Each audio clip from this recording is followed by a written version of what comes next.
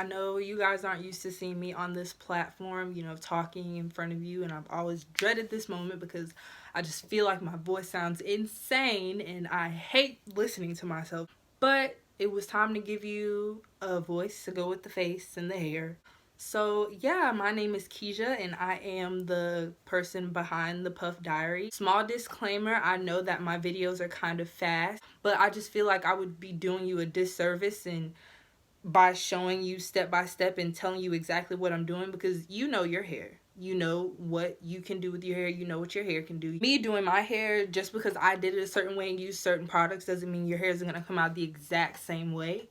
But what I do before, it might seem a little extra. I like to deep condition before I style my hair a lot of the time. So whenever you see me in my videos taking off a towel, or you know, the plastic cap, that means I deep conditioned. And yeah, I really recommend doing that because it makes your hair a lot easier to detangle beforehand, before you style or anything like that. So when you detangle and have soft hair before you style, it's always easier to style. So I go fast through my videos and in hopes that, you know, just by seeing what I'm doing, it'll give you little tips and tricks to have defined curls in your styles, because a lot of people know how to style hair and a lot of people know how to define their curls, but when you mix the two, it kind of gets a little harder to keep your defined curls throughout the time. So even if you don't have curly hair and you just have type 4 hair, straighter hair,